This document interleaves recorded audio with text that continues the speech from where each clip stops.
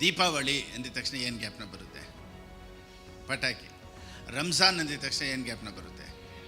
Biryani. Christmas ಅಂದಿದ ತಕ್ಷಣ ಏನು ಜ್ಞಾಪನ ಬರುತ್ತೆ? Cake, star. ಕ್ರಿಸ್ಮಸ್ ಅಂತ ಕೊಂಡಾಡೋದು ಏನಕ್ಕೆ? ಯೇಸು ಸ್ವಾಮಿ ಹುಟ್ಟಿದ್ಕೆ. ಆದರೆ ನಮಗೆ ಜ್ಞಾಪನ ಬರುತ್ತೆ ಏನು ಗೊತ್ತಾ? ತಿಂಡಿ, ಆಮೇಲೆ cake, wine, Christmas tree, decoration, ಹೊಸ ಬಟ್ಟೆ ಎಲ್ಲನೂ ಇಟ್ಕೊಂಡು ಯಾರನ್ನು ಬಿಟ್ಟುಬಿಡ್ತೀವಿ? ಜೀಸಸ್ನೇ ಬಿಟ್ಟುಬಿಡ್ತೀವಿ. ಆ ರೀತಿಯೇ ಇವತ್ತು ಕ್ರಿಸ್ಮಸ್ ದಿವಸ ಎಲ್ಲರೂ ಎಲ್ಲನೂ ಮಾಡ್ತಾರೆ. ಆದರೆ ಯೇಸು ಸ್ವಾಮಿ ಏನಕ್ಕೆ ಲೋಕಕ್ಕೆ ಬಂದರು ಅನ್ನೋದನ್ನು ಬಿಟ್ಬಿಡ್ತಾರೆ. ನೋಡಿ, ಎಲ್ಲನೂ ಬ್ಯುಸಿ. ಈ ತಿಂಗಳಲ್ಲಿ ಎಲ್ಲ ಬಟ್ಟೆಗಳು ತೊಗೊಳ್ಳೋದು, ಅದು ಸಾಲಗಳು ಮಾಡ್ಕೊಳ್ಳೋದು, ಬಡ್ಡಿಗೆ ತೊಗೊಳ್ಳೋದು, ಲೋನ್ ತೊಗೊಳ್ಳೋದು, ಪರ್ಸ್ನಲ್ ಲೋನ್ ಎಲ್ಲನೂ ಕ್ರೈಸ್ತರು ಸಾಲ ಮಾಡ್ಕೊಳ್ಳೋ ತಿಂಗಳಿದು ಡಿಸೆಂಬರ್. ಇವತ್ತು ನಾವೇನು ಮಾಡ್ತೀವಿ? ಸೈತಾನನನ್ನು ಸೆರೆ ಹಿಡಿದು, ಅವನನ್ನು ಕಟ್ಟಿ, ಅವನನ್ನು ತುಳಿದು, ಹಿಂಗೆಲ್ಲ ನಾವೇನು ಮಾಡ್ತಾಯಿದ್ದೀವಿ? ಯುದ್ಧ ಮಾಡ್ತಾಯಿದ್ದೀವಿ. According to Bible there is no spiritual warfare. ನೀವು ಸುಮ್ಮನೆ ಪಾಸ್ಟರ್ ಹಂಗಾದ್ರೆ ಸೈತಾನನ ಹತ್ರ ಏನು ಹೇಳ್ಬೇಕಾಗಿಲ್ವಾ? ಸೈತಾನನ ಹತ್ರ ನೀನು ಯುದ್ಧ ಮಾಡೋಕೆ ಹೋಗಬೇಡ. Just command Satan get lost. ಕ್ರಿಶ್ಚಿಯಾನಿಟಿಯಲ್ಲಿ ನೋ ವಾರ್ಫೇರ್. ಅದಕ್ಕೆ ಬದಲಾಗಿ ಟೈಟಲ್ ಏನು ಇಟ್ಕೊಳ್ಳೋಣ ಗೊತ್ತಾ? All the Christians are more than conquerors. Amen. ಇವತ್ತು ಎಲ್ಲ ಕ್ರೈಸ್ತರು ಒಂದು ತಿಳ್ಕೊಬೇಕು, ಜಯಶಾಲಿಗಳು. ಎಲ್ಲ ಕ್ರೈಸ್ತರು ಜಯಶಾಲಿಗಳು. ದೇವರ ಪರಿಶುದ್ಧವಾದ ನಾಮಕ್ಕೆ ಸ್ತೋತ್ರ ಉಂಟಾಗಲಿ. ಇಲ್ಲಿ ಬಂದಂಥ ಮತ್ತು ಆನ್ಲೈನಲ್ಲಿ ನನ್ನನ್ನು ನೋಡ್ತಾ ಇರುವಂಥ ಎಲ್ಲರನ್ನೂ ಯೇಸುವಿನ ನಾಮದಲ್ಲಿ ನಿಮ್ಮನ್ನು ಆಹ್ವಾನಿಸ್ತೇನೆ. ಕ್ರಿಸ್ಮಸ್ ಹಬ್ಬದ ಶುಭಾಶಯಗಳು. We wish you merry Christmas. ಕೆಲವರು ತುಂಬ ಅತಿ ಬುದ್ಧಿವಂತರು, ಪರಿಶುದ್ಧರು ಏನು ಹೇಳ್ತಾರೆ ಅಂದರೆ, ಪಾಸ್ಟರ್ ಡಿಸೆಂಬರ್ ತಿಂಗಳು ಬೈಬಲಲ್ಲಿ ಇಲ್ಲ, ಬಿಬ್ಲಿಕಲ್ ಆಗಿ ಕ್ರಿಸ್ಮಸ್ಸು ನಾವು ಆಚರಣೆ ಮಾಡಬಾರ್ದು ಅಂತ ಅನೇಕರು ಹೇಳ್ತಾರೆ. ತುಂಬ ಪರಿಶುದ್ಧವಂತರು ಕ್ರಿಸ್ಮಸ್ಸನ್ನು ಆಚರಣೆ ಮಾಡೋದಿಲ್ಲ, ಬಿಕಾಸ್ ಇಟ್ಸ್ ನಾಟ್ ಬಿಬ್ಲಿಕಲ್ ಅಂತ. ಅದು ನಮಗೂ ಗೊತ್ತು. ಆದರೆ ಸತ್ಯವೇದ ಏನು ಹೇಳುತ್ತೆ ಗೊತ್ತಾ? ಸಂತೋಷ ಪಡುವವರೊಂದಿಗೆ ಸಂತೋಷ ಪಡ್ರಿ, ದುಃಖ ಪಡುವವರೊಂದಿಗೆ ದುಃಖ ಪಡ್ರಿ. ಸೊ ಇಡೀ ಲೋಕನೇ ಸಂತೋಷ ಪಡ್ತೈತೆ ಅಂದರೆ ನಿನಗೆ ಸಂತೋಷ ಪಡೋಕ್ಕೆ ಏನು ಕಷ್ಟ ಅಲ್ವಾ? ಸೊ 25ನೇ ತಾರೀಕೆ ಯೇಸು ಸ್ವಾಮಿ ಹುಟ್ಟಿದ್ರೋ ಇಲ್ವೋ, ಒಟ್ಟಿನಲ್ಲಿ ಇಡೀ ಲೋಕನೇ ಸಂತೋಷ ಪಡ್ತಾಯ್ತಾ? ಮೇರಿ ಕ್ರಿಸ್ಮಸ್, ಮೇರಿ ಕ್ರಿಸ್ಮಸ್ ಅಂತ. ಸಂತೋಷ ಪಡೋರ ಜೊತೆ ಸಂತೋಷ ಪಡ್ರಿ, ಯಾಕೆ ಹೊಟ್ಟೆ ಕಿಚ್ಚಿಬಿಡ್ತೀರಾ? ನೋಡಿ, ಕ್ರಿಸ್ಮಸ್ ಅಂದಿದ ತಕ್ಷಣ ನಮಗೇನು ಜ್ಞಾಪನ ಬರುತ್ತೆ? ಇವಾಗ ನೋಡಿ, ದೀಪಾವಳಿ ಅಂದಿದ ತಕ್ಷಣ ಏನು ಜ್ಞಾಪನ ಬರುತ್ತೆ? ಪಟಾಕಿ. ರಂಜಾನ್ ಅಂದಿದ ತಕ್ಷಣ ಏನು ಜ್ಞಾಪನ ಬರುತ್ತೆ? ಬಿರಿಯಾನಿ. ಕ್ರಿಸ್ಮಸ್ ಅಂದಿದ ತಕ್ಷಣ ಏನು ಜ್ಞಾಪನ ಬರುತ್ತೆ? Cake, star. ರಂಜಾನ್ ಅಂದರೆ ಬಿರಿಯಾನಿ, ದೀಪಾವಳಿ ಅಂದರೆ ಪಟಾಕಿ ಅಲ್ವಾ? ಆ ರೀತಿ ಇವತ್ತು ಬೈಬಲಲ್ಲಿ ಸ್ಟಾರ್ ಅಂತ ಏನಕ್ಕೆ ಹೇಳ್ತಾರೆ ಅಂದರೆ, ನೋಡಿ, ಯಾಕೆ ಎಲ್ಲರ ಮನೇಲಿ ಸ್ಟಾರ್ ಆಗ್ತಾರೆ ಗೊತ್ತಾ? ಈ ಸ್ಟಾರೇ ಈ ಜ್ಞಾನಿಗಳನ್ನು ನಡೆಸ್ಕೊಂಡು ಎಲ್ಲಿ ಯೇಸು ಸ್ವಾಮಿ ಹುಟ್ಟಿದ್ರೋ ಆ ಜಾಗದಲ್ಲಿ ಕರ್ಕೊಂಡೋಗಿ ನಿಲ್ಲಿಸ್ತು. ಸೊ ಎಲ್ಲಿ ಸ್ಟಾರ್ ಇದೆಯೋ ಅಲ್ಲಿ ಯೇಸು ಹುಟ್ಟಿದ್ದಾರೆ ಅಂತ ಅರ್ಥ. ಐ ಮೀನ್, ಯಾರ ಮನೇಲೆಲ್ಲ ಸ್ಟಾರ್ ಹಾಕಿದ್ದಾರೋ ಅವ್ರ ಮನೇಲೆಲ್ಲ ಯೇಸು ಸ್ವಾಮಿ ಇದ್ದಾರೆ ಅಂತ ಅರ್ಥ. ಓಹೋ, ಹೌದಾ? ನಮ್ಗೆ ಗೊತ್ತೇ ಇರಲಿಲ್ವಲ್ಲ ಪಾಸ್ಟರ್, ಎಲ್ಲರೂ ಹಾಕ್ತಾರೆ ಅಂತ ನಾವು ಹಾಕ್ತಾಯಿದ್ವಿ. ಸರಿ. ಸೊ ಎಷ್ಟು ಜನ ಯೇಸು ಸ್ವಾಮಿನ ಸ್ವೀಕಾರ ಮಾಡ್ಕೊಂಡಿದ್ದೀರಾ ಅಂದರೆ ಎಲ್ಲರೂ ಗೊತ್ತು. ಸೊ ಯಾರ ಹೃದಯದಲ್ಲಿ ಯೇಸು ಸ್ವಾಮಿ ಇದ್ದಾರೆ? ಓಕೆ. ಸೊ ಸ್ಟಾರ್ ಎಲ್ಲಿದೆ? ಮನೆಯಲ್ಲಿದೆ ಅಲ್ಲ, ನೀವೇ ಸ್ಟಾರು. ಸೊ ಸ್ಟಾರ್ ಎಲ್ಲಿದೆಯೋ ಅಲ್ಲಿ ಯೇಸು ಸ್ವಾಮಿ ಇದ್ದಾರೆ. ಆಮೇಲೆ ಸೊ ಯೇಸು ಸ್ವಾಮಿ ನಿಮ್ಮೊಳಗಡೆ ಇದ್ದರೆ ನೀವು ಯಾರು? ಸ್ಟಾರ್. ನೀವು ಯಾರು? ನಾನು ಸ್ಟಾರು. ನೀವು ಯಾರು? Star. Praise the Lord. Right. ಇವಾಗ ನೋಡಿ, ದಾನಿಯೇಲನ ಬರೆದ ಪುಸ್ತಕ 12:3 ಓದಿ. The book of Daniel chapter 12 verse 3. I mean, ಯಾರು ಅನೇಕರನ್ನ ರಕ್ಷಣೆ ಮಾರ್ಗಕ್ಕೆ ತಗೊಂಬರ್ತಾರೋ ಅವರೇ ಸ್ಟಾರ್ ಅಂತೆ. ಬಹು ಜನರನ್ನು ಸಧರ್ಮಿಗಳನ್ನಾಗಿ ಮಾಡುವವರು ಯುಗ ಯುಗಾಂತರಗಳಲ್ಲಿಯೂ ನಕ್ಷತ್ರಗಳ ಹಾಗೆ ಹೊಳೆಯುವರು. ಯಾರನ್ನ ಹೇಳುತ್ತೆ? ನೀವೇ ಸ್ಟಾರ್. ಸೊ ಅನೇಕರನ್ನ ರಕ್ಷಣೆ ಮಾರ್ಗದಲ್ಲಿ ಸುವಾರ್ತೆ ಹೇಳೋರು, ದೇವ್ರ ಬಗ್ಗೆ ಮಾತಾಡೋರು, ಯೇಸು ಸ್ವಾಮಿ ಹೃದಯದಲ್ಲಿ ಇಟ್ಟಿರೋರು, ಅವರೆಲ್ಲ ಸ್ಟಾರ್ ಅಂತ ಬೈಬಲಲ್ಲಿ ಹೇಳುತ್ತೆ. Praise the Lord. ನೋಡಿ, ಇನ್ನೊಂದು ವಾಕ್ಯನೂ ಹೇಳುತ್ತೆ. ಫಿಲಿಪ್ಪಿಯರಿಗೆ ಬರೆದ ಪುಸ್ತಕ 2ನೇ ಅಧ್ಯಾಯ 14ನೇ ವಾಕ್ಯ. ಇವಾಗ ಸ್ಟಾರ್ದು ಮೀನಿಂಗ್ ಕೊಟ್ಬಿಡ್ತೀನಿ, ಆಮೇಲೆ ಮಿಕ್ಕಿದ್ದೆಲ್ಲ ಎಕ್ಸ್ಪ್ಲನೇಷನ್ ಮಾಡೋಣ. The book of Philippians chapter 2 verse 14. ಲೋಕದೊಳಗೆ ಹೊಳೆಯುವ ಜ್ಯೋತಿರ್ಮಂಡಲಗಳಂತೆ ಕಾಣಿಸುವವರಾಗಿದ್ದೀರಲ್ಲ. Then you will shine among them like stars in the sky. Like stars in the sky. You will shine like stars in the sky. So ಯಾರು star? ನಮ್ಮನ್ನೇ Bible ಹೇಳುತ್ತೆ, you are the star. ನೋಡಿ, ನಕ್ಷತ್ರ ಅನ್ನೋದು ಭಾಳ ಭಾಳ important. ಕೆಲವರು ಮದುವೆಗೆ ಹೇಳ್ತಾರೆ ಒಳ್ಳೆ ನಕ್ಷತ್ರ ಇಲ್ಲಮ್ಮ ಅಂತಾರೆ, ನಕ್ಷತ್ರ ಸರಿ ಇಲ್ಲ ಅಂತಾರೆ. ಸೊ ನಕ್ಷತ್ರ ಸೇರಿದಾಗ ಒಳ್ಳೆ ಸಮಯ ಅಂತಾರೆ, ಇದು ಕೆಟ್ಟ ಸಮಯ ಅಂತ ಹೇಳ್ತಾರೆ. ಸೊ ಒಂದು ಮದುವೆಗೆ, ಒಂದು ಒಳ್ಳೆ ಕಾರ್ಯಕ್ಕೆ ಯಾವುದನ್ನು ನೋಡ್ತಾರೆ? ಸ್ಟಾರನ್ನು ನೋಡ್ತಾರೆ. ಸೊ ನನ್ನನ್ನು ನಿಮ್ಮನ್ನು ನೋಡೋರಿಗೆಲ್ಲ ಒಳ್ಳೆ ಕಾಲ ಹುಟ್ಟುತ್ತೆ. Praise the Lord. ನಮ್ಮನ್ನು ನಿಮ್ಮನ್ನು ನೋಡಿದಾಗ we are looking like shining stars ಅಂತೆ. ಲೋಕದಲ್ಲಿ ಎಷ್ಟೋ ಸ್ಟಾರ್ಸ್ ಇದ್ದಾರೆ. Super star, rebel star, mega star, power star, challenging star, ಈ ಥರ ಎಷ್ಟೋ ಸ್ಟಾರ್ಸ್ ಇದೆ.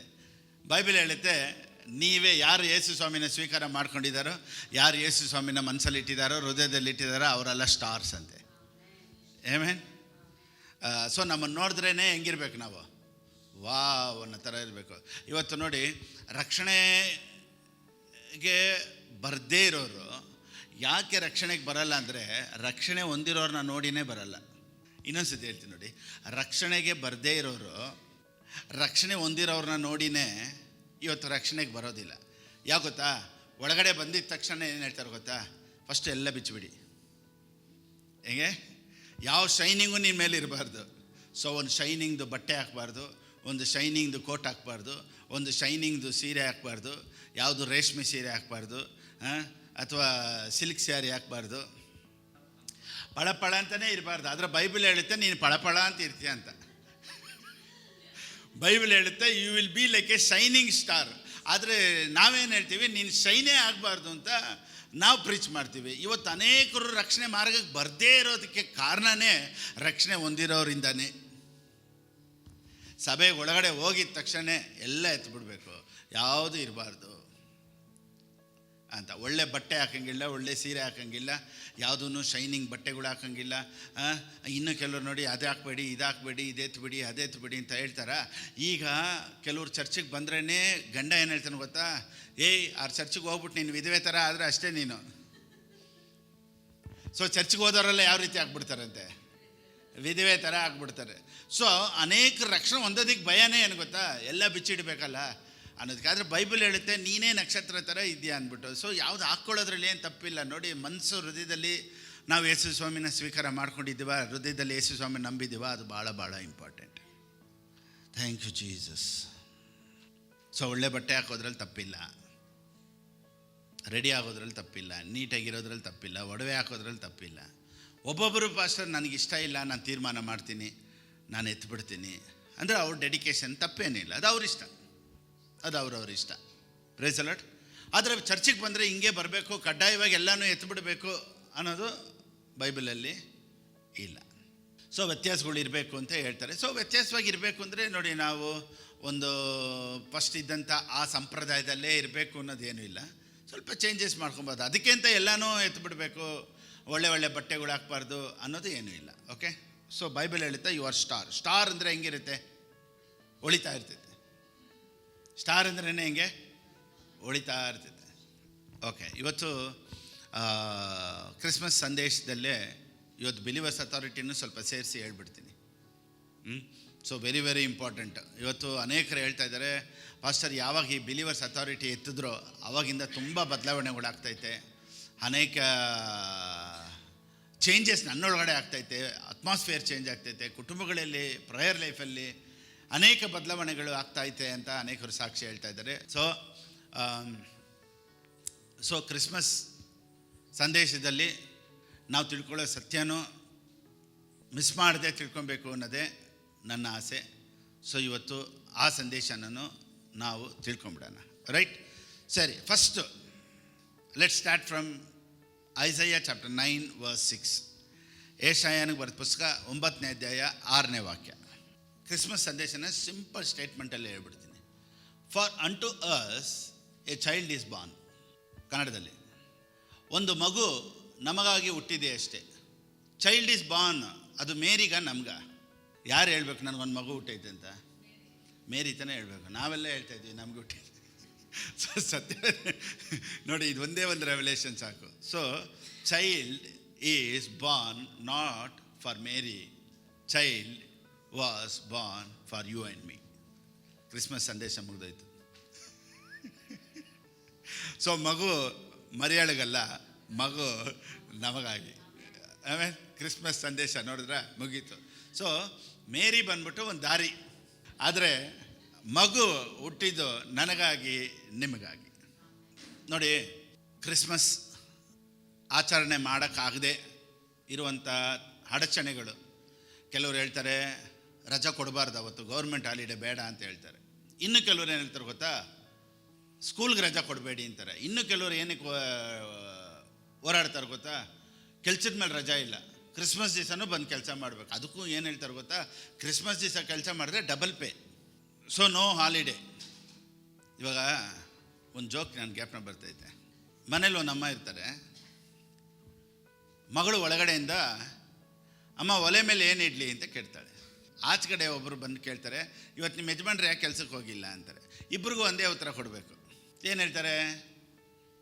ಕೆಲವರು ಯೋಚನೆ ಮಾಡ್ತಾರೆ, ಸರಿ ನಾನೇ ಹೇಳ್ಬಿಡ್ತೀನಿ, ಹಾಲಿಡೇ ಅಂತಾಳೆ. ಏನಂದರೆ ಆಚೆ ಕಡೆ ಬಂದವರು ನಿಮ್ಮ ಯಜಮಾನ್ರು ಯಾಕೆ ಕೆಲಸಕ್ಕೆ ಹೋಗಿಲ್ಲ ಅಂದರೆ ಹಾಲಿಡೇ. ಒಳಗಡೆ ಮಗಳು ಕೇಳ್ತಾಳೆ ಒಲೆ ಮೇಲೆ ಏನು ಇಡಲಿ ಅಂದರೆ ಹಾಲಿಡೇ ಅಂತಾಳೆ. So there is no holiday. ಆಮೇಲೆ ಬಂದ್ಬಿಟ್ಟು ಸ್ಕೂಲಲ್ಲಿ ಪ್ರೆಷರು, ಎಕ್ಸಾಮ್ ಟೈಮ್ ಬೇರೆ, ಚೆನ್ನಾಗಿ ಓದಬೇಕು, ಸೆಲೆಬ್ರೇಷನ್ ಮಾಡೋಕ್ಕೆ ಟೈಮ್ ಇಲ್ಲ. ಕರೆಕ್ಟಾಗಿ ಡಿಸೆಂಬರ್ ಟೈಮಲ್ಲಿ ಇನ್ನೂ ಚೆನ್ನಾಗಿ ಓದಬೇಕು. ಆಮೇಲೆ ವರ್ಕ್ ಪ್ರೆಷರು, ಕೆಲಸ ಮಾಡಿದ್ರೆ ಡಬ್ಬಲು. ನೋಡಿ, ಇದೆಲ್ಲ ಏನು ಗೊತ್ತಾ evidences. Satan doesn't want you to be happy. ಸೈತಾನನಿಗೆ ನೀನು ಹೇಗಾದರೂ ಮಾಡಿ ಸಂತೋಷವಾಗಿರಬಾರ್ದು. ಅದಕ್ಕೆ ಅವನು ಏನು ಮಾಡ್ತಾ ಇದ್ದಾನೆ, ಹೋರಾಡ್ತಾನೇ ಇದ್ದಾನೆ. ಸೊ ನನ್ನ ಸಂತೋಷ ಕ್ರಿಸ್ಮಸ್ ದಿವಸ ಮಾತ್ರ ಅಲ್ಲ, ನನ್ನ ಸಂತೋಷ ದೇವರೇ. Presence of god is my happiness. ಇವಾಗ ಒಂದು ಮಗು ಹತ್ರ ಒಂದು ಬೊಂಬೆ ಇದೆ ಅಂತ ಇಟ್ಕೊಳ್ಳಿ, ಒಂದು ಟಾಯ್. ಆ ಬೊಂಬೆನ ಕಿತ್ಕೊಂಡ್ಬಿಟ್ರೆ ಮಗು ಏನು ಮಾಡುತ್ತೆ, ಅಳುತ್ತೆ. ಸೊ ಆ ಮಗುಗೆ ಸಂತೋಷ ಯಾವುದ್ರಲ್ಲಿತ್ತು, ಬೊಂಬೆ ಮೇಲಿತ್ತು. ಸೊ ಇವಾಗ ನಿಮ್ಮ ಹತ್ರ ಏನೋ ಒಂದು ಹೊರಟೋಯ್ತು ಅಂತ ಇಟ್ಕೊಳ್ಳಿ, ನಿಮ್ಮ ಸಂತೋಷನೇ ಹೊರಟೋಯ್ತು ಅಂದರೆ ನಿಮ್ಗೇನು, ನೀವು ಯಾವುದ್ರಲ್ಲಿ ಸಂತೋಷ ಪಡ್ತಾಯಿದ್ದೀರಾ? ಯಾವುದೋ ಒಂದು ವಸ್ತು ಮೇಲೆ, ಇಲ್ಲ ಯಾವುದೋ ಒಂದು ಕೆಲಸದ ಮೇಲೆ, ಅಥವಾ ಯಾರೋ ಮೇಲೆ ನಮ್ಮ ಪ್ರೀತಿ ಅಂದರೆ ನಮ್ಮ ಕಣ್ಣೋಟ ಅವ್ರ ಮೇಲೆ ಇದ್ದಿದ್ದರಿಂದ ಅದು ಹೋಗಿದ ತಕ್ಷಣ ನಮಗೇನಾಗುತ್ತೆ ಅಂದರೆ ವಿ ಫೀಲ್ ಸೋ ಸ್ಯಾಡ್. ನಾವು ಭಾಳ ದುಃಖ ಆಗ್ತಾ ಇರೋದು ಕಾರಣ ಏನು ಗೊತ್ತಾ, ನನಗೆ ಖುಷಿ ಆಗ್ತಾ ಇರೋದು ಯಾವುದೋ ಒಂದು ಹೊರಟೋಯ್ತು. ನಾನೇನು ಹೇಳ್ತೀನಿ ಅಂದರೆ, ಒಂದು ಹೋಯ್ತು ಅಂದರೆ ನೀನು ದುಃಖ ಪಡ್ತಾ ಇದೆ ಅಂದರೆ your happiness is not on god. ನಾನೇನು ಹೇಳ್ತೀನಿ ಗೊತ್ತಾ, ನಿನ್ನ ಹತ್ರ ಯಾವ್ದು ಕಿತ್ಕೊಂಡ್ರು ನೀನು ಸಂತೋಷವಾಗಿರಬೇಕು. ಯಾಕೆ ಗೊತ್ತಾ, you are enjoying the presence of God. ನಿನಗೆ ಪ್ರಸನ್ನತೆ ಮಾತ್ರನೇ ಸಂತೋಷ ಇರಬೇಕು. ಪ್ರಸನ್ನತೆ ಮಾತ್ರ ಸಂತೋಷ ಇದ್ದರೆ ಯಾವುದು ಕಿತ್ಕೊಂಡು ಹೋದ್ರೂ ಮತ್ತೆ ಹೊಡ್ಕೊಂಬರುತ್ತೆ. ಇವತ್ತು ಕೆಲವರು ನೋಡಿ, ಸಂತೋಷವಾಗಿಲ್ಲ ಪಾಸ್ಟರ್, ಯಾಕೆ ನಮ್ಮ ಯಜಮಾನ್ರು ಹಿಂಗೆ, ಪಾಸ್ಟರ್ ಸಂತೋಷ ಇಲ್ಲ ಯಾಕೆ ಗೊತ್ತಾ ನಮ್ಮ ಹೆಂಡ್ತಿ ಹಿಂಗೆ, ಪಾಸ್ಟರ್ ಸಂತೋಷನೇ ಇಲ್ಲ ಯಾಕೆ ಗೊತ್ತಾ ಮಕ್ಳು ಹಿಂಗೆ, ಪಾಸ್ಟರ್ ಸಂತೋಷನೇ ಇಲ್ಲ ಬಿಸ್ನೆಸ್ ಇಲ್ಲ, ಪಾಸ್ಟರ್ ಸಂತೋಷ ಇಲ್ಲ ಕೆಲಸ ಇಲ್ಲ. ನೋಡಿ, ಅವ್ರ ಸಂತೋಷ ಯಾವುದಕ್ಕೋ ಒಂದರಲ್ಲಿ ಕನೆಕ್ಟೆಡ್ ಆಗಿರೋದ್ರಿಂದ ಅದು ಎಲ್ಲೋ ಏಟು ಬಿದ್ದಾಗೆಲ್ಲ ಇವ್ರಿಗೆ ಏಟು ಬೀಳುತ್ತೆ. ನಾನೇನು ಹೇಳ್ತೀನಿ ಅಂದರೆ, ಯಾವುದನ್ನು ನೀನು ಡಿಪೆಂಡ್ ಮಾಡಿ ನಿನ್ನ ಸಂತೋಷ ಅದರಲ್ಲೇ ಕನೆಕ್ಟ್ ಮಾಡಿಬಿಡ್ಬೇಡ. So my joy is presence of God. ಆ ಥರ ಬರೋರಿಗೆ ನಾನೇನು ಹೇಳ್ತೀನಿ ಗೊತ್ತಾ, ಇವತ್ತು ಒಂದು ವೇಳೆ ಪರಿಸ್ಥಿತಿಗಳು ನಿನಗೆ ವಿರುದ್ಧವಾಗಿರ್ಬೋದು, ಆದರೆ ನಿನ್ನ ಸಂತೋಷ ದೇವ್ರ ಪ್ರಸನ್ನತೆಯೇ ಅಂತ ನೀನು ಇದ್ಬಿಟ್ರೆ ಹೇಗಾದರೂ ನಿನ್ನ ಪರಿಸ್ಥಿತಿಗಳು ಚೇಂಜ್ ಆಗೇ ಆಗುತ್ತೆ ಅನ್ನೋದರಲ್ಲಿ ಯಾವ ವಿಧವಾದಂಥ ಸಂದೇಹ ಇಲ್ಲ. ಕ್ರಿಸ್ಮಸ್ ಅಂದಿದ ತಕ್ಷಣ ನಮ್ಮ ಜ್ಞಾಪನ ಬರೋದು ಇನ್ನೂ ಬೇರೆ ಏನೆಲ್ಲ ಜ್ಞಾಪನ ಬರುತ್ತೆ. ಕ್ರಿಸ್ಮಸ್ ಅಂದಿದ ತಕ್ಷಣ ತಿಂಡಿಗಳು, wine, Christmas tree, decoration, carols, Santa Claus, ಆಮೇಲೆ ಹೊಸ ಬಟ್ಟೆ, ಕೇಕ್. ನೋಡಿ ಎಷ್ಟು ಜನ ಎಷ್ಟು ಆನ್ಸರ್ ಹೇಳಿದ್ರಿ. ಯಾರಾದರೂ ಜೀಸಸ್ ಅಂತ ಹೇಳಿದ್ರ? ಹಿಂಗೆ ನಾವೇನು ಮಾಡ್ತೀವಿ ಗೊತ್ತಾ, ಎಲ್ಲನೂ ಜ್ಞಾಪನ ಬರುತ್ತೆ, ಆದರೆ ಹುಟ್ಟಿದವ್ರನ್ನೇ ಮರ್ತ್ಬಿಡ್ತೀವಿ. ಕ್ರಿಸ್ಮಸ್ ಅಂತ ಕೊಂಡಾಡೋದು ಏನಕ್ಕೆ, ಯೇಸು ಸ್ವಾಮಿ ಹುಟ್ಟಿದ್ಕೆ. ಆದರೆ ನಮಗೆ ಜ್ಞಾಪನ ಬರ್ತಾ ಇಲ್ಲ ಏನು ಗೊತ್ತಾ, ತಿಂಡಿ, ಆಮೇಲೆ cake, wine, Christmas tree, decoration, ಹೊಸ ಬಟ್ಟೆ ಎಲ್ಲನೂ ಇಟ್ಕೊಂಡು ಯಾರನ್ನು ಬಿಟ್ಬಿಡ್ತೀವಿ, ಜೀಸಸ್ನೇ ಬಿಟ್ಟುಬಿಡ್ತೀವಿ. ಆ ರೀತಿಯೇ ಇವತ್ತು ಕ್ರಿಸ್ಮಸ್ ದಿವಸ ಎಲ್ಲರೂ ಎಲ್ಲನೂ ಮಾಡ್ತಾರೆ, ಆದರೆ ಯೇಸು ಸ್ವಾಮಿ ಏನಕ್ಕೆ ಲೋಕಕ್ಕೆ ಬಂದರು ಅನ್ನೋದನ್ನು ಬಿಟ್ಬಿಡ್ತಾರೆ. ನೋಡಿ, ಎಲ್ಲನೂ ಬ್ಯುಸಿ. ಈ ತಿಂಗಳಲ್ಲಿ ಎಲ್ಲ ಬಟ್ಟೆಗಳು ತೊಗೊಳ್ಳೋದು, ಅದು ಸಾಲಗಳು ಮಾಡ್ಕೊಳ್ಳೋದು, ಬಡ್ಡಿಗೆ ತೊಗೊಳ್ಳೋದು, ಲೋನ್ ತೊಗೊಳ್ಳೋದು, ಪರ್ಸ್ನಲ್ ಲೋನ್ ಎಲ್ಲನೂ ಕ್ರೈಸ್ತರು ಸಾಲ ಮಾಡ್ಕೊಳ್ಳೋ ತಿಂಗಳಿದು ಡಿಸೆಂಬರ್. ನಾನು ಒಂದು ಕೇಳಲ್ಲ, ನಮಗೇನು ಆಶ್ಚರ್ಯ ಆಗ್ತದೆ ಗೊತ್ತಾ? ನೋಡಿ ಇವಾಗ ಯಾಕೆ ಸುಧಾಕರ್ ಬ್ರದರ್ಗೆ ಬರ್ತಾರೆ, ಬಟ್ಟೆ ಯಾರು ತೊಗೊಬೇಕು? ನೀವು ಹಾಕ್ಬೇಕು. ಇವಾಗ ಮಗಳಿಗೆ ಬರ್ತಾಳೆ ಅಂದರೆ ಯಾರು ಹಾಕ್ಬೇಕು? ಹಾಡು ಹಾಕ್ಬೇಕು. ಪಾಲ್ಗೆ ಬರ್ತಾಳೆ ಅಂದರೆ ಯಾರು ಹಾಕ್ಬೇಕು? ಪಾಲ್ ಹಾಕ್ಬೇಕು. ಇವಾಗ ಜೀಸಸ್ ಬರ್ತಾಳೆ ಅಂದರೆ ಯಾರು ಹಾಕ್ಬೇಕು?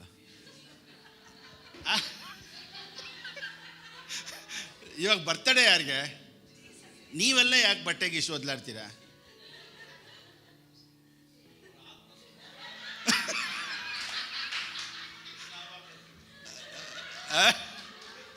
ಸೊ ಈ ವರ್ಷ ಯಾರು ಹೊಸ ಬಟ್ಟೆ ನಮ್ಮ ಹತ್ರ ಕೇಳಬಾರ್ದು.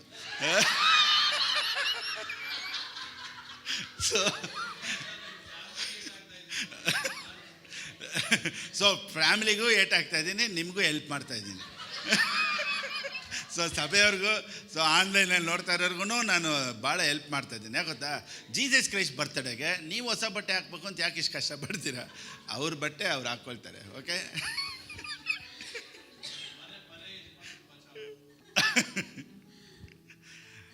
ಪಾಸ್ಟರ್ ನಿಜವಾಗ್ಲೂ ನಿಮ್ಮ ಮೆಸೇಜ್ ಕೇಳಿ ನನಗೆ ಇಷ್ಟು ಉಳಿತಾಯ ಆಯಿತು ಅಂದರೆ ಅರ್ಧ ನನಗೆ ಕಳಿಸ್ಕೊಡಿ.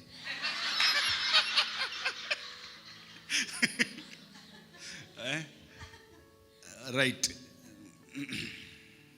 ನೋಡಿ, ಈಗ ಮೂನಲ್ಲಿ ಕಾಲಿಟ್ಟಂಥ ನೀಲ್ ಆರ್ಮ್ಸ್ಟ್ರಾಂಗ್ನ ಫಸ್ಟ್ ಇಂಟರ್ವ್ಯೂ ಎತ್ತದಂತೆ.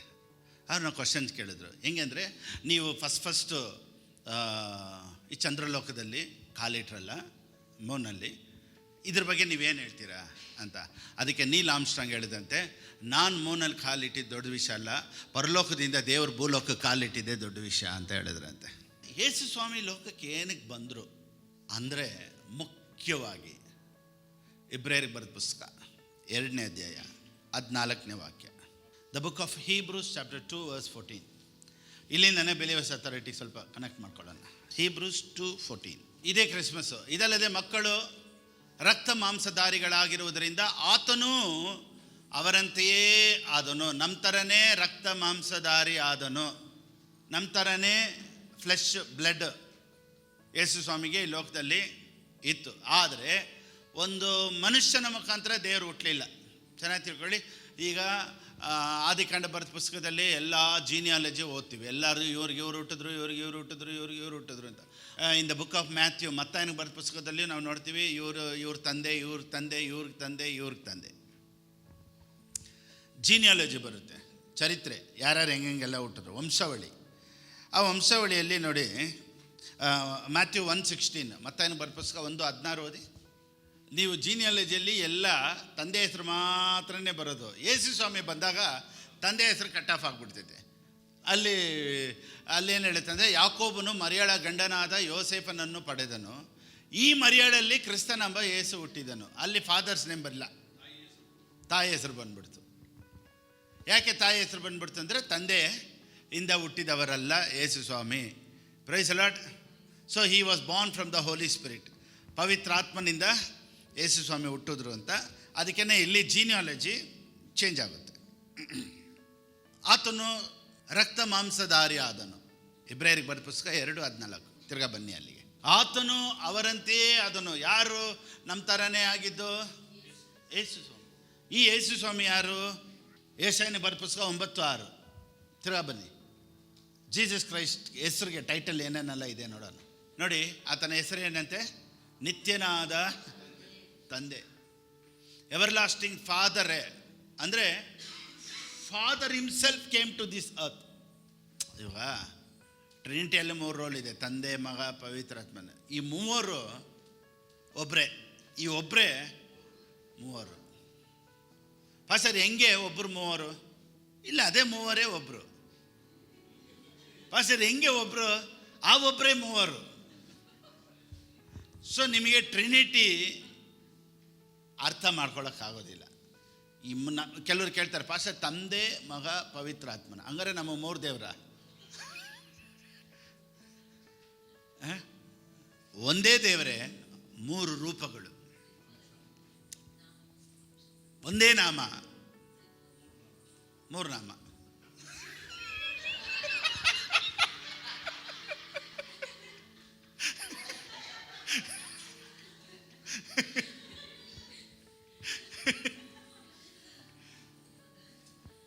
ಸೊ ಈ ನಾಮನ ಸ್ವೀಕಾರ ಮಾಡ್ಕೊಳ್ದೇ ಇರೋರಿಗೆ 3 ನಾಮ.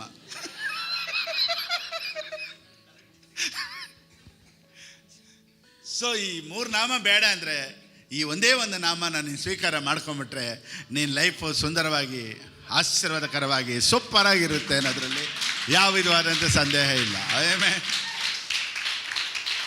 ನೋಡಿ, ಯೇಸು ಸ್ವಾಮಿ ಹುಟ್ಟಿ ಈ ಲೋಕದಲ್ಲಿ ದೇವ್ರ ಚಿತ್ತನ ನೆರವೇರಿಸೋದಕ್ಕೆ ಫಸ್ಟೇ ಪ್ಲ್ಯಾನ್ ಇತ್ತು. ಯೋಸೇಫನು ಎಂಗೇಜ್ಮೆಂಟ್ ಆಗಿತ್ತು, ಆದರೆ ಇನ್ನೂ ಏನಾಗಿರಲಿಲ್ಲ, ಮದುವೆ ಆಗಿರಲಿಲ್ಲ. ಸೊ ದೇವ್ರ ಚಿತ್ತ ನೆರವೇರೋದಕ್ಕೆ ಯಾರೂ ತಡೆ ಆಗೇ ಇರಲಿಲ್ಲ, ತಡೆ ಮಾಡೋಕ್ಕೂ ಆಗಲಿಲ್ಲ. ನೋಡಿ, ಇಲ್ಲಿ ಯೋಸೇಫನು ಎಂಗೇಜ್ಮೆಂಟ್ ಆಗಿದ್ದಕ್ಕೆ ಒಳ್ಳೇದಾಯಿತು. ಯಾಕೆ ಗೊತ್ತಾ? ಆ ಊರಲ್ಲಿರೋರೆಲ್ಲ ಏನು ಮಾಡಿರೋರು ಹೇಳಿ? ಎಂಗೇಜ್ಮೆಂಟು ಇಲ್ಲ, ಮದುವೆನೂ ಇಲ್ಲ, ಪ್ರೆಗ್ನೆಂಟ್ ಮಾತ್ರ ಆಗಿದ್ರೆ ಏನು ಮಾಡಿರೋರು? ಎಲ್ಲ ಕಲ್ ತೊಗೊಂಡು ಹೊಡೆದಿರೋರು. ಅದಕ್ಕೆ ಯೋಸೇಫನ ನಿಮಿತ್ತ ಮರಿಯಳಿಗೆ ಪ್ರೊಟೆಕ್ಷನ್ ಇತ್ತು. ದೇವರು ಒಂದನ್ನು ಮಾಡಿದ್ರೆ ಕರೆಕ್ಟಿಗೆ ಮಾಡ್ತಾರೆ. ಎಂಗೇಜ್ಮೆಂಟ್ ಆಗಿದ ಮೇಲೆ ನೋಡಿ ಅವಳು ಪ್ರೆಗ್ನೆಂಟ್ ಆದ್ಲು. So Joseph was a protected to Mary. So ದೇವ್ರ ಚಿತ್ತನ ಒಂದು ನೆರವೇರಿಸಬೇಕು ಅಂದರೆ ದೇವರು ಅನೇಕರನ್ನು ನಮ್ಮ ಸುತ್ತಲೂ ಇಟ್ಟಿರ್ತಾರೆ. ಆಮೇಲೆ ಸೊ ಇದರಲ್ಲಿ 3 ಸಂದೇಶಗಳಿದೆ. ಮೆಸೆಂಜರು, ಏಂಜಲ್ಸು, ಇದೆಲ್ಲ ತುಂಬ ನೋಡ್ಬೋದು. ಇವಾಗ ನಾವು ಸ್ಟ್ರೈಟು ಬಿಲೀವರ್ಸ್ ಅಥಾರಿಟಿ ಒಳಗಡೆ ಹೋಗ್ಬಿಡೋಣ. ಸೊ ಸತ್ಯವೇದ ಏನು ಹೇಳುತ್ತೆ ಅಂದರೆ, ಆತನು ನಮಗಾಗಿ ರಕ್ತ ಮಾಂಸಧಾರಿ ಆದನು. ಏನಕ್ಕೆ? ಬನ್ನಿ ತಿರ್ಗ. ಸೊ ನಿತ್ಯನಾದ ತಂದೆ ಅಂದರೆ ನೋಡಿ, ಯೇಸು ಸ್ವಾಮಿ ಹೆಸರು ತಂದೆ. ನಾ ಬೇರೆ ಮಗು ಅಂದ್ಕೊಂಡ್ಬಿಡ್ಬಾರ್ದು. Is a eternal father. You should not think is a baby ಅಂತ ಹಾಕಿ ತೊಟ್ಲಲ್ಲಿ ಹಾಕ್ಬಿಟ್ಟು ಜೋಜೋಲಾಲಿ ಅಂದ್ಕೊಂಡೇ ಬಿಟ್ಬಿಡ್ಬಾರ್ದು. ಆತನು ನಿತ್ಯನಾದ ತಂದೆ. ಇದಲ್ಲದೆ ಮಕ್ಕಳು ರಕ್ತ ಮಾಂಸಧಾರಿಗಳಾಗಿರುವುದರಿಂದ ಆತನು ಅವರಂತೆಯೇ ಆದನು. ಏನಕ್ಕೆ ಯೇಸು ಸ್ವಾಮಿ ಅವರಂತೆಯೇ ಆದನು ಅಂದರೆ, ಚೆನ್ನಾಗಿ ತಿಳ್ಕೊಳ್ಳಿ, ರಕ್ತ ಮಾಂಸಧಾರಿಯಾಗಿ ದೇವರು ಆಗಿದ್ದಕ್ಕೆ ಕಾರಣ ಒಂದೇ ಒಂದು, ಏನಂದರೆ ತನ್ನ ಮರಣದಿಂದಲೇ ಮರಣಾಧಿಕಾರಿಯನ್ನು ಅಂದರೆ ಸೈತಾನನನ್ನು ಅಡಗಿಸಿ ಬಿಡುವುದಕ್ಕೂ ಮರಣ ಭಯದ ದೆಸೆಯಿಂದ ತಮ್ಮ ಜೀವಮಾನದಲ್ಲೆಲ್ಲ ದಾಸತ್ವದೊಳಗಿದ್ದವರನ್ನು ಬಿಡಿಸುವುದಕ್ಕೂ ಅವರಂತೆಯೇ ರಕ್ತ ಮಾಂಸಧಾರಿ ಆದನು. Destroy the devil. Yesu Swami ಡೆವಿಲನ್ನ ಡಿಸ್ಟ್ರಾಯ್ ಮಾಡಿಬಿಟ್ರು ಅಂದರೆ ಡೆವಿಲ್ನ ಡಿಸ್ಟ್ರಾಯ್ ಮಾಡಿಲ್ಲ, the power of devil was destroyed. ಎಲ್ಲರೂ ಹೇಳಿ, ಸೈತಾನನ ಶಕ್ತಿಯನ್ನು ದೇವರು ಪವರ್ಲೆಸ್ ಆಗಿ ಮಾಡಿಬಿಟ್ರು. ಸೊ ಅವನನ್ನು ಜಯಿಸೋದಕ್ಕೆ, ಯುದ್ಧ ಮಾಡೋದಕ್ಕೆ, ಅವನ ಶಿಲುಬೆಯಲ್ಲಿ ಏನೂ ಇಲ್ಲದೆ ಮಾಡಿ ಅವನನ್ನು ಶಿಲುಬೆಯಲ್ಲಿ ಜಯ ತಗೊಂಡ್ಬಿಟ್ರು. ಆಮೇಲೆ ಅವನ್ನ ಸೋಲಿಸಿ ಆಯಿತು. ಇವಾಗ ಅವನಿಗೆ ಯಾವ ಪವರ್ ಇಲ್ಲ. ಎಲ್ಲರೂ ಹೇಳಿ. ಸೊ ಇವಾಗ ಹೊಸ ಒಡಂಬಡಿಕೆಯಲ್ಲಿ, ನ್ಯೂ ಕವನೆಂಟಲ್ಲಿ, ಕ್ರಿಸ್ಟಿಯಾನಿಟಿಯಲ್ಲಿ ಒಂದು ದೊಡ್ಡ ವೆಪನ್ ಯಾವ ರೀತಿ ಯೂಸ್ ಮಾಡ್ತಾ ಇದ್ದಾರೆ ಅಂದರೆ, people use spiritual warfare. Spiritual warfare is biblically error. Demonology is scripturally in error. Spiritual warfare is scripturally in error. Error ಅಂದರೆ ತಪ್ಪು. Praise the Lord. ನೋಡಿ, when we talk about Satan, demons, ಸೈತಾನನು, ದೆವ್ವ, ಇದ್ರ ಬಗ್ಗೆ ಎಲ್ಲ ಮಾತಾಡಿದ್ರೆ ನೋಡಿ, ಕ್ರೈಸ್ತರಿಗೆ ಎಲ್ಲೋ ಒಂದು ಕಡೆ ಭಯ ಬರುತ್ತೆ. ಅಯ್ಯೋ ಪಾಸ್ಟರ್, ಯಾಕೆ ದೆವ್ವ ಬಗ್ಗೆ ಮಾತಾಡ್ತೀರಾ? ಕೆಲವ್ರಿಗೆ ಹಿಂಗೆ ಟೀಚ್ ಮಾಡಿಬಿಟ್ಟಿದ್ರು. ಒಂದು ಸಿಸ್ಟರು ನನ್ನ ಹತ್ರ ಬಂದು ಹೇಳೋರು, ಪಾಸ್ಟರ್ ಅವಾಗ ಅವನ ಹೆಸರು ಕರೆದ್ರೆ ಬಂದ್ಬಿಡ್ತಾನಂತೆ, ಅದಕ್ಕೆ ಅವನ ಹೆಸರಿಟ್ಟು ಕರಿಬಾರ್ದಂತೆ, ಬೇರೆ ಟೈಪಲ್ಲಿ ಶಾರ್ಟ್ ಫಾರ್ಮಲ್ಲಿ ಹೆಸರಿಟ್ಟು ಕರಿಬೇಕಂತ ಅವನ್ನ. ನೋಡಿ, ನಾವು ಸೈತಾನನ ತಂತ್ರಗಳ ಬಗ್ಗೆ ಅಥವಾ ಸೈತಾನನ ಬಗ್ಗೆ ಟೀಚ್ ಮಾಡದೆ ಹೋಗ್ಬಿಟ್ರೆ ಸೈತಾನನ ಜಯ ತಗೊಂಡ್ಬಿಡ್ತಾನೆ. ಸೊ ಇವತ್ತು ಅವನ ಬಗ್ಗೆ ಮಾತಾಡದೇ ಇರೋದ್ರಿಂದ ಎಲ್ಲ ಕ್ರೈಸ್ತರು ಏನು ಮಾಡ್ತಾ ಇದ್ದಾರೆ ಅಂದರೆ, ಅವನ ಹೆಸರು ಎತ್ತಿದ್ರೇ ಭಯ ಪಡ್ತಾ ಇದ್ದಾರೆ. ಒಂದು. ಎರಡನೇದು, some believers are labouring trying to defeat the enemy. ಇವತ್ತು ಅನೇಕ ಕ್ರೈಸ್ತರು ಹೋರಾಡ್ತಾ ಇದ್ದಾರೆ. ಯಾಕೆ ಗೊತ್ತಾ? ಸೈತಾನನನ್ನು ಹೇಗಾದರೂ ಸೋಲಿಸ್ಬೇಕು ಅಂತ. ಯಾಕೆ ಗೊತ್ತಾ? ರೆಸ್ಟೇ ಇಲ್ಲೇ ಇರೋ ಥರ ಪ್ರೇಯರ್ ಮಾಡ್ತಾನೇ ಇದ್ದಾರೆ. ನಾನೇನು ಹೇಳ್ತೀನಿ ಅಂದರೆ, simply you are wasting your energy. ನಾವು ಸೋತಿರೋನ ಹತ್ರ ನಾವು ಜಯ ತೊಗೊಬೇಕು ಅಂದ್ಬಿಟ್ಟು ಹೋರಾಡ್ತಾ ಇದ್ದೀವಿ. So Christians are simply labouring in defeating Satan. So ಹೊಸ ಒಡಂಬಡಿಕೆಯಲ್ಲಿ there is no word called spiritual warfare. ಹೊಸ ಒಡಂಬಡಿಕೆಯಲ್ಲಿ ಸೈತಾನನ ಮೇಲೆ ಯುದ್ಧ ಐತೆ ಅಂತ ಎಲ್ಲೂ ಇಲ್ಲ. ಸೊ ಎಲ್ಲೆಲ್ಲೆಲ್ಲ ಯುದ್ಧ ಬಗ್ಗೆ ಬರೆದಿದೆ ಅನ್ನೋದನ್ನು ನಾವು ಸ್ವಲ್ಪ ನೋಡೋಣ. ಓಕೆ, ಬನ್ನಿ, ಎಲ್ಲೆಲ್ಲೆಲ್ಲ ಯುದ್ಧದ ಬಗ್ಗೆ ಬರೆದಿದೆ ಅಂತ ನೋಡೋಣ. 2 Corinthians chapter 10 verse 3. 2 ಕೊರಿಂಥದವರಿಗೆ ಬರೆದ ಪುಸ್ತಕ 10ನೇ ಅಧ್ಯಾಯ 3ರಿಂದ ಓದೋಣ. ನಾವು ಲೋಕದಲ್ಲಿದ್ದರು, ಲೋಕಾನುಸಾರವಾಗಿ ಯುದ್ಧ ಮಾಡುವವರಲ್ಲ. ಯುದ್ಧ ಅಂತ ಬಂದೈತಾ ಇಲ್ವಾ? ವಾರ್. ನೆಕ್ಸ್ಟ್, ಇವಾಗ ನಾವು ಯುದ್ಧ ಮಾಡಿ ಕೋಟೆಗಳನ್ನೆಲ್ಲ ಕೆಡವಿ ಹಾಕ್ಬೇಕಂತೆ, ಹೌದಾ ಇಲ್ವಾ? ಕೆಡವಿ ಹಾಕ್ಬೇಕಾ ಇಲ್ವಾ? ಹಾಕೈತಾ? ಕೋಟೆಗಳನ್ನು ಕೆಡವಿ ಹಾಕುವಂಥವುಗಳಾಗಿವೆ. ನೆಕ್ಸ್ಟ್ 5, ನಾವು ವಿತರ್ಕಗಳನ್ನು ದೇವಜ್ಞಾನವನ್ನು ವಿರೋಧಿಸುವುದಕ್ಕೆ ಏರಿಸಲ್ಪಟ್ಟಿರುವ ಉನ್ನತವಾದ ಎಲ್ಲ ಕೊತ್ತಲಗಳನ್ನು ಕೆಡವಿ ಹಾಕಿ ಎಲ್ಲ ಯೋಚನೆಗಳನ್ನು ಕ್ರಿಸ್ತನಿಗೆ ವಿಧೇಯವಾಗುವಂತೆ ಸೆರೆ ಹಿಡಿದು. ಸೊ ಯುದ್ಧ ಎಲ್ಲಿದೆ? ಇಂಗ್ಲೀಷಲ್ಲಿ ಹಾಕಮ್ಮ ಇವಾಗ. Bringing every thought into captivity. So we have fight thought. ಎಲ್ಲರೂ ಹೇಳಿ. ಸೊ ಇಲ್ಲಿ ವಾರ್ ಅಂತ ಐತೆ. ಎಲ್ಲಾದರೂ ಡೆವಿಲ್ ಅಂತ ಮೆನ್ಷನ್ ಆಗಿದೆಯಾ? There is no devil at all. ಇಲ್ಲಿ ದೆವ್ವ ಅಂತ ಬರದೇ ಇಲ್ಲ. ಸೊ ಇಲ್ಲಿ ವಾರ್ಫೇರ್ ಅಂತ ಐತೆ. ವಾರ್ಫೇರ್ ಪಕ್ಕದಲ್ಲಿ it has not mention the devil. So war is in our mind. ಇವತ್ತು ನಾವೇನು ಮಾಡ್ತೀವಿ? ಸೈತಾನನನ್ನು ಸೆರೆ ಹಿಡಿದು ಅವನನ್ನು ಕಟ್ಟಿ ಅವನನ್ನು ತುಳಿದು ಹಿಂಗೆಲ್ಲ ನಾವೇನು ಮಾಡ್ತಾ ಇದ್ದೀವಿ? ಯುದ್ಧ ಮಾಡ್ತಾ ಇದ್ದೀವಿ. According to Bible there is no spiritual warfare. ನೀವು ಸುಮ್ಮನೆ ಪಾಸ್ಟರ್ ಹಂಗಾದ್ರೆ ಸೈತಾನನ ಹತ್ರ ಏನು ಹೇಳ್ಬೇಕಾಗಿಲ್ವಾ? ಸೈತಾನನ ಹತ್ರ ನೀನು ಯುದ್ಧ ಮಾಡೋಕೆ ಹೋಗ್ಬೇಡ. Just command Satan get lost. ಏನು ಹೇಳಬೇಕು? ಸೈತಾನನೇ ಯೇಸುವಿನ ನಾಮದಲ್ಲಿ ಈ ಜಾಗವನ್ನು ಬಿಟ್ಟು ಹೋಗು, in the name of Jesus, ಅಷ್ಟೇ.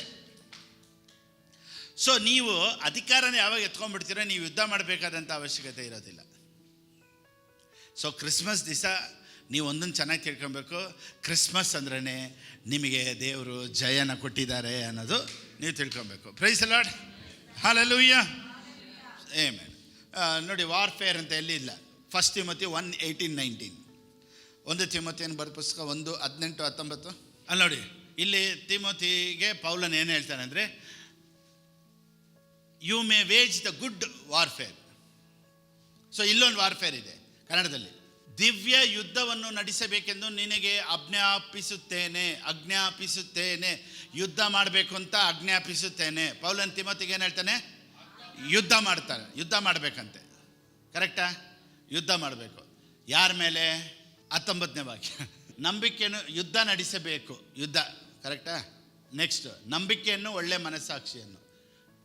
ಯುದ್ಧ, ನಂಬಿಕೆ. ಯುದ್ಧ ಎಲ್ಲದು ದೆವ್ವ ಅಂತ ಐತಾ? ಇಲ್ಲವೇ ಇಲ್ಲ. ಸೊ ಎಲ್ಲೂ ದೆವ್ವದ ಮೇಲೆ ಯುದ್ಧ ಮಾಡಬೇಕು ಅಂತ ಇಲ್ಲ. ಯುದ್ಧ ಇರೋದೇ ನಮ್ಮ ಮೈಂಡಲ್ಲೇ. 1 Peter 1 ಪೇತ್ರನಿಗೆ ಬರೆದ ಪುಸ್ತಕ 2:11. 1 Peter chapter 2 verse 11. ಕನ್ನಡದಲ್ಲಿ ಏನು ಹೇಳುತ್ತಂದರೆ, ಯುದ್ಧ ಮಾಡುವ ಶಾರೀರಿಕ ಅಭಿಲಾಷೆಗಳು. ಸೊ ಯುದ್ಧ ಎಲ್ಲಿದೆ ಅಂತೆ? ಶಾರೀರಿಕವಾದ ಅಭಿಲಾಷೆಗಳ ಮೇಲಿದೆ ಹೊರತು ಸೈತಾನನ ಮೇಲೆ ಯುದ್ಧ ಇಲ್ಲ. ಆಮೆನ್. ನಾವು ಬೈಬಲ್ ಕಾಲೇಜಲ್ಲಿ ಓದಿದಾಗ ಒಂದು ಹಾಡು ಯಾವಾಗಲೂ ಆಡ್ತಾ ಇದ್ವಿ, ತುಂಬ ಫೇಮಸ್ ಆಗಿ. ಯುದ್ಧವ ಮಾಡುವೆನು ನಾನು, ಹೋರಾಟ ನಡೆಸುವೆನು, ಆಕಾಶದಲ್ಲಿ ಅಧಿಕಾರ ನಡೆಸುವ ವೈರಿಯ ಗೆಲ್ಲುವೆನು ನಾನು, ವೈರಿಯ ಗೆಲ್ಲುವೆನು, ಯುದ್ಧವ ಮಾಡುವೆನು ನಾನು, ಹೋರಾಟ ನಡೆಸುವೆನು. ತುಂಬ ಫೇಮಸ್. ಅವಾಗ ನಮ್ಗೆ ಗೊತ್ತಿಲ್ಲ. ಅವಾಗ ಬೇರೆ ಯುದ್ಧನೇ. 5 ಗಂಟೆಗೆ ಎದ್ದೇಳೋದು ಯುದ್ಧ, 12 ಗಂಟೆಗೆ ಎದ್ದೇಳೋದು ಯುದ್ಧ, 2 ಗಂಟೆಗೆ ಎದ್ದೇಳೋದು ಯುದ್ಧ. ನಮಗೆ ಅವಾಗ ಆ ಸತ್ಯ ಗೊತ್ತಿರಲಿಲ್ಲ. ನೋಡಿ, ನಾವು ಯುದ್ಧ ಮಾಡೋಕ್ಕಾಗಿ ಕರೆಯಲ್ಪಟ್ಟಿಲ್ಲ. ಜಯದಲ್ಲಿ ವಿ ಆರ್ ಮೋರ್ ದ್ಯಾನ್ ಕಾನ್ಕರರ್ಸ್. ನಾವು ಜಯಶಾಲಿಗಳು ಅಂತ ಸತ್ಯವೇದ ಹೇಳುತ್ತೆ. ಈ ಸತ್ಯ ಯಾರು ಗೊತ್ತಿಲ್ವೋ ಅವರನ್ನೇ ಸೈತಾನನು ಏಮಾರಿಸದೆ ಹೊರತು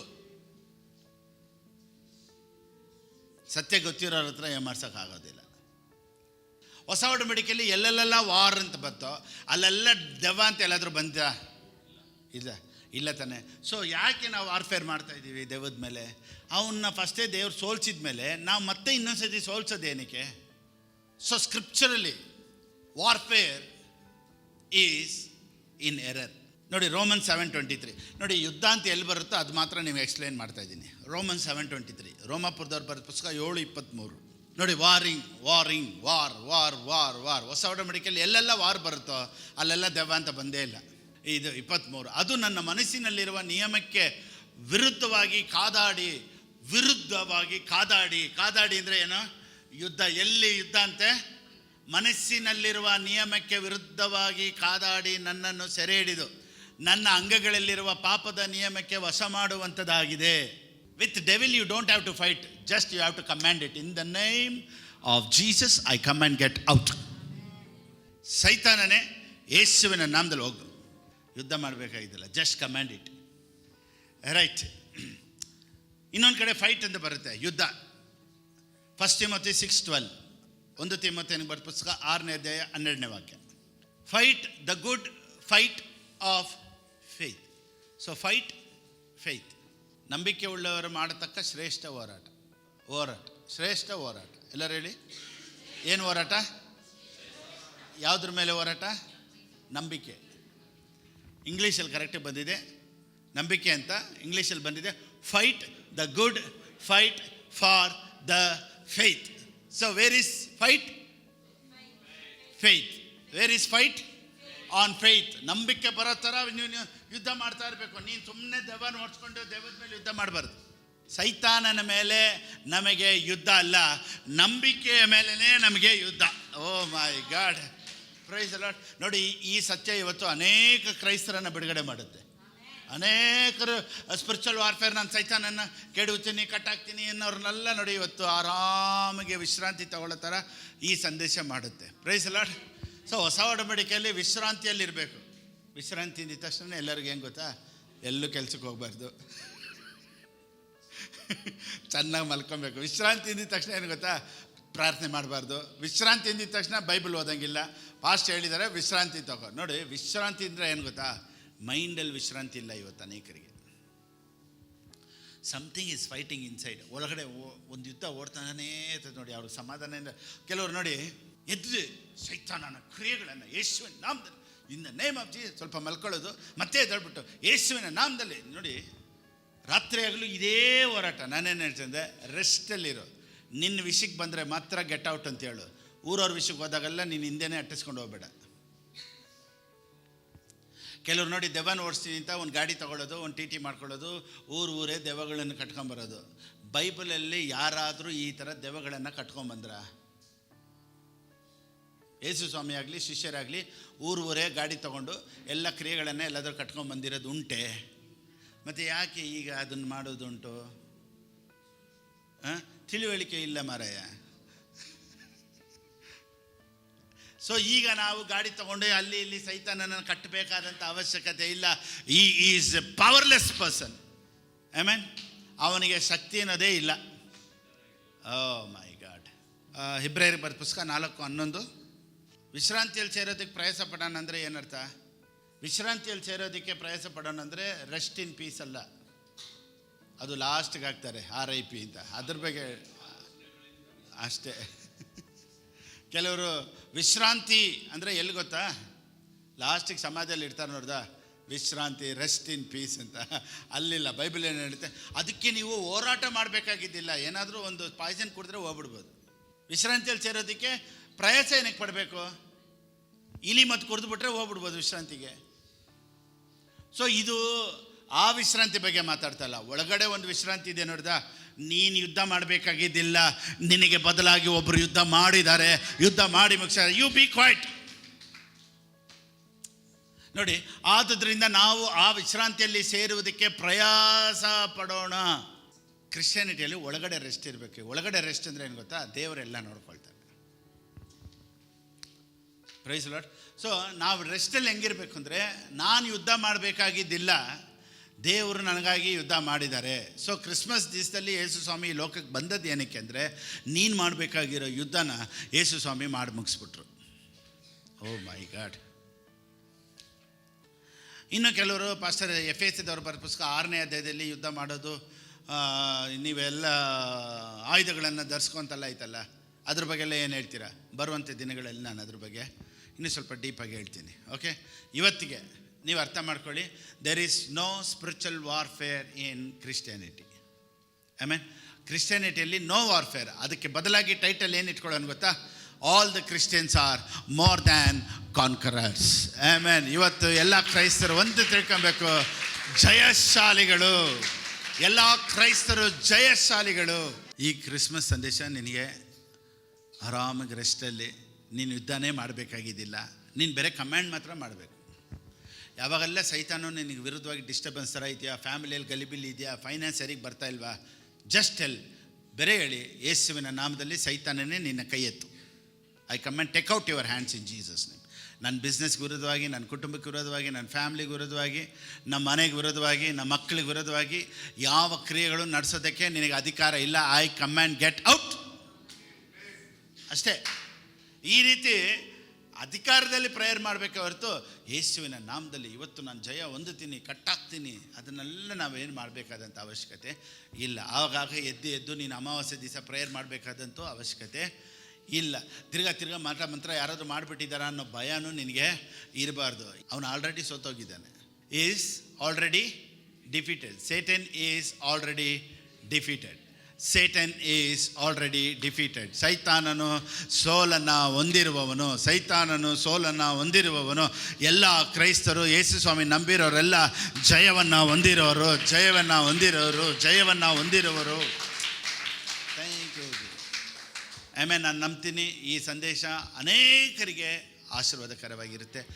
ಈಗ ನಿನಗೆ ಜಯ ಕೊಡೋದಕ್ಕಾಗಿಯೇ ಯೇಸು ಸ್ವಾಮಿ ಲೋಕಕ್ಕೆ ಬಂದಿದ್ದರಿಂದ ಈಗ ನೀವು ಡೆಕೋರೇಷನ್ ಚೆನ್ನಾಗಿ ಮಾಡಿ, ನೀವು ಚರ್ಚನ್ನು, ಮನೇನ ಹೆಂಗೆ ಬೇಕಾದ್ರೂ ನೀವು ಅಲಂಕಾರ ಮಾಡಿ, ಈಗ ನೀವು ಕ್ರಿಸ್ಮಸ್ ಸೆಲೆಬ್ರೇಟ್ ಮಾಡಿ, ಅದು ನಿಮ್ಗೆ ಆಶೀರ್ವಾದಕರವಾಗಿರುತ್ತೆ. ಈ ಸಂದೇಶ ನಿನ್ನ ಲೈಫಲ್ಲಿ ಒಂದು ವ್ಯತ್ಯಾಸ ತರುತ್ತೆ ಅನ್ನೋದ್ರಲ್ಲಿ ಯಾವುದೂ ಆದಂಥ ಸಂದೇಹ ಇಲ್ಲ. God bless you. ಸೊ ದೇವ್ರಿಗಾಗಿ ಕೊಡಬೇಕು ಅನ್ನೋರು ನೀವು ದೇವ್ರ ರಾಜ್ಯಕ್ಕಾಗಿ ಕೊಡ್ಬೋದು. ಈ ವರ್ಷ ಎಲ್ಲ ನೀವು ಪಾರ್ಟ್ನರ್ ಆಗಿದ್ದು ನಮಗೆ ನಿಮ್ಮ ದಶಮಾಂಶ, ನಿಮ್ಮ ಕಾಣಿಕೆ, ಪಾರ್ಟ್ನರ್ಶಿಪ್ ಮನಿ, ಈ ರೀತಿ ಎಲ್ಲ ನೀವು ಆನ್ಲೈನಲ್ಲಿ ನಮ್ಗೆ ಕಳಿಸಿದ್ದೀರ. ನಮ್ಮ ಸೇವೆಯಲ್ಲಿರುವಂಥ ಈ ಆಶೀರ್ವಾದ ನನ್ನನ್ನು ಫಾಲೋ ಮಾಡ್ತಾ ಇರುವಂಥ ಪಾರ್ಟ್ನರ್ಸ್ಗೂ, ನನ್ನನ್ನು ಫಾಲೋ ಮಾಡ್ತಾ ಇರುವಂಥ ಸಬ್ಸ್ಕ್ರೈಬರ್ಸು ಎಲ್ಲರಿಗೂ ಈ ಆಶೀರ್ವಾದ ಇರಲಿ ಅಂತ ಯೇಸುವಿನ ನಾಮದಲ್ಲಿ ನಾನು ಆಶೀರ್ವದಿಸ್ತೇನೆ. ಆಮೇನ್. ನೋಡಿ, ಆಶೀರ್ವದಿಸ್ತೇನೆ ಅಂದಿದ ತಕ್ಷಣ ನೀವು ಆಮೇನ್ ಅಂತೀರ. ಯಾಕೆ ಹೇಳಿ? ಹಾಕಿದ್ದೀರಾ. ಇವಾಗ ಶೇರ್ ಮಾರ್ಕೆಟಲ್ಲಿ ದುಡ್ಡು ಹಾಕಿರೋರು ಮಾತ್ರ ಏನು ಹೇಳ್ತಾರೆ ನ್ಯೂಸು ಅಂತ ನೋಡ್ತಾ ಇರ್ತಾರೆ. ಹಾಕದೇ ಇರೋನಿಗೆ ಏನು ಪ್ರಾಬ್ಲಮ್ಮು? ಅವನು ಯಾವ ನ್ಯೂಸು ನೋಡಲ್ಲ. ಯಾಕೆ ಗೊತ್ತಾ? ಅವ್ನು ಹಾಕಿದ್ರೆ ಅಂತಾನೆ ಟೆನ್ಷನು. ಹಾಕಿಲ್ಲ ಅಂದಮೇಲೆ ನೀನು ಆಮೇನ್ ಅಂತ ಹೇಳೋಕ್ಕಾಗಲ್ಲ. ಹಾಕಿರೋರು ಮಾತ್ರ ದೇವರು ನಿನ್ನನ್ನು ಆಶ್ವಸ್ತಾರೆ ಅಂತ ಹೇಳಿದ ತಕ್ಷಣ ಆಮೇನ್ ಅಂತ ಯಾಕೆ ಹೇಳಿದೆ ಗೊತ್ತಾ? ನೀನು ಈ ಶೇರ್ ಮಾರ್ಕೆಟಲ್ಲಿ ಹಾಕಿದೆ. ಎಲ್ಲರೂ ಈ ಶೇರ್ ಮಾರ್ಕೆಟಲ್ಲಿ ನಿನ್ನ ದುಡ್ಡು ಇರೋದ್ರಿಂದ ಇದು ನಿನಗೆ 100% ವಾಪಸ್ ಬಂದೇ ಬರುತ್ತೆ. ಓ ಮೈ ಗಾಡ್. ಸೊ ಒಂದು ವೇಳೆ ಈ ಶೇರ್ ಮಾರ್ಕೆಟಲ್ಲಿ ನೀವು ದುಡ್ಡು ಹಾಕಿಲ್ಲ ಅಂದರೆ ನೀವು ಆಮೇನ್ ಅಂತ ಹೇಳೋಕ್ಕಾಗಲ್ಲ. ಯಾಕಂದರೆ ನೀವು ಇನ್ವೆಸ್ಟ್ ಮಾಡಿಲ್ಲ. ಸೊ ಯು ಕಾಂಟ್ ಟೆಲ್ ಆಮೇನ್. ಒಂದು ವೇಳೆ ಪಾಸ್ಟರ್ ನಾನು ಇದರಲ್ಲಿ ಇನ್ವೆಸ್ಟ್ ಮಾಡ್ತೀನಿ ಅಂದರೆ ನೀವು ನಮಗೆ ಪಾರ್ಟ್ನರ್ ಆಗಿ ಸೇರ್ಕೊಬೋದು. ಈ ಮಿನಿಸ್ಟ್ರಿಯಲ್ಲಿರುವಂಥ ಈ ಆಶೀರ್ವಾದ ನಿಮಗೂ, ನಿಮ್ಮ ಕುಟುಂಬಕ್ಕೂ, ನಿಮ್ಮ ಮಕ್ಕಳಿಗೂ ಬಂದು ಸೇರುತ್ತೆ ಅನ್ನೋದರಲ್ಲಿ ಯಾವ ವಿಧವಾದಂಥ ಸಂದೇಹ ಇಲ್ಲ. You can be a partner with El Roi. So ನಿಮ್ಮ ಕಾಣಿಕೆ, ನಿಮ್ಮ ದಶಮಾಂಶನ ಹೇಗೆ ಕೊಡಬೇಕು ಅನ್ನೋದನ್ನು ಸ್ಕ್ರೀನಲ್ಲಿದೆ. ಆ ರೀತಿ ನೀವು ಕೊಡ್ಬೋದು. ದೇವರು ನಿಮ್ಮನ್ನು ಆಶ್ರಯಿಸಲಿ. ಆಮೆನ್. God bless you.